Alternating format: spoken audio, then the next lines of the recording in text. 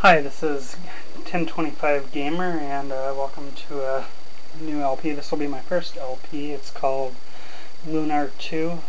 Checking on YouTube, unless I'm mistaken, I don't see too many people who have LP'd this game, which is kind of unfortunate because this is a really good game. Maybe people out there have, and I just haven't found them. But anyway, and whether that's the case or not, I'll be LPing this game. It's a pretty good game. It's a PS1 game. The graphics, well, it depends. In some areas they're pretty good. In some areas they're, I honestly mistake them for PS2 graphics. I think you'll see as the game goes. I mean, obviously, if you haven't noticed, I haven't done the first Lunar. I have the first Lunar. I don't know if I will play it. I don't think you really have to play it to get into this one because, they're both very good games, but, this one, it kind of starts off, I think it's about 1,000 years after the events of the first one, and you really, they'll go through some of the stuff that happened in it, but it's not as, it is relevant to the plot, but it's not as relevant to the plot of this, so without further ado, let's go ahead and get started.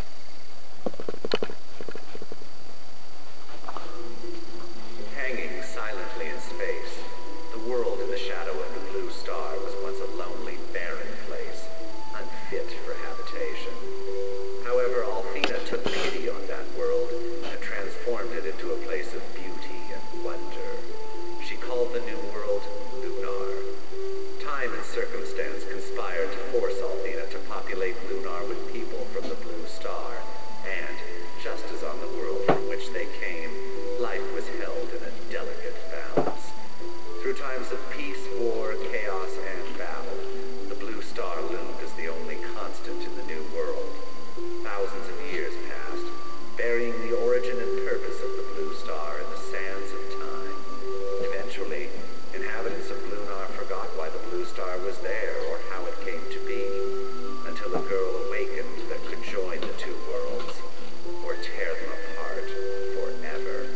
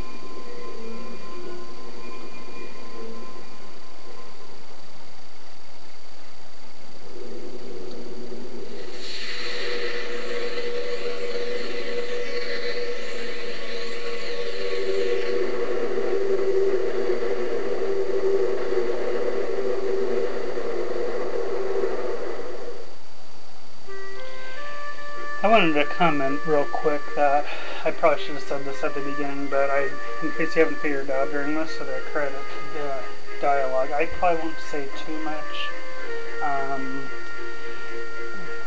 during the actual spoken dialogue or during, intense traffic scenes like that.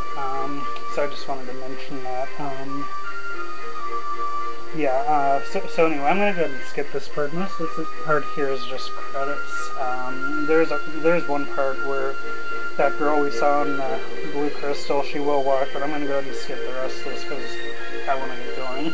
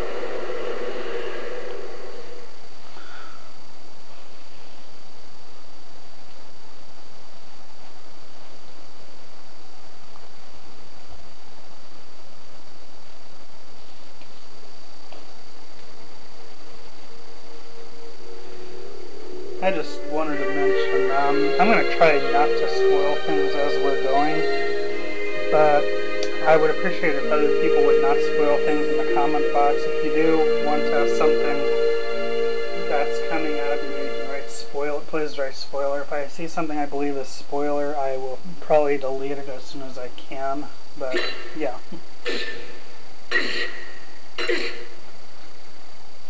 Ruby, did you say something?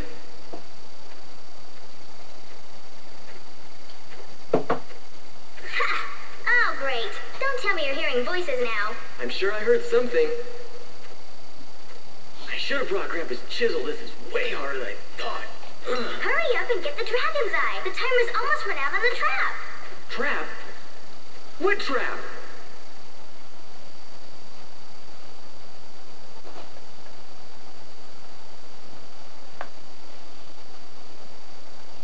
Ah! Why didn't you tell me about that earlier? I did, but you were too wrapped up in getting the jewel to listen. Oh yeah, the jewel. Hold on, I've almost got it. Hurry, Hero. There, I got it.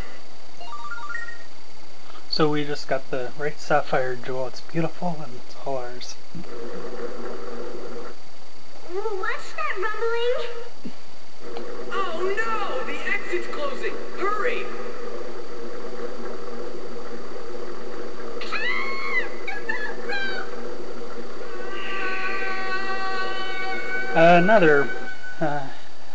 Another user I watch, HC Bailey, he would probably say, and he dies. But no, he looks like is he dead? I don't know. Oh, Hero, don't die on me. You just can't die. Oh, looks like he is still alive. That's good.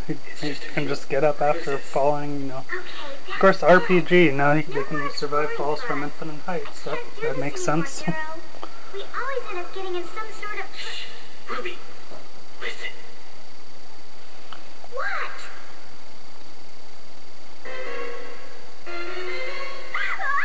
Ah! Come on, Ruby, let's get out of here!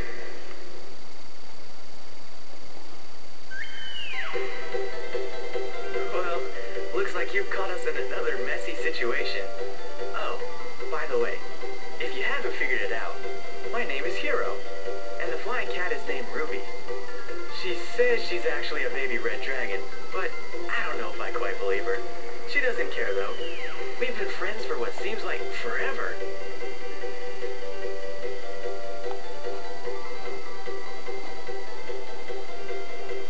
My grandfather Gwen is an archaeologist who taught us how to explore ancient ruins like this. Well, not exactly like this. Crap would have a coronary if he saw me in this kind of danger, but you get the idea. I think it's so cool that these dungeons and ruins that time forgot can be found and explored by someone like me. The world I live in today is a result of things that happened long ago. Someday, I'll gather enough information from ruins like these to prove that.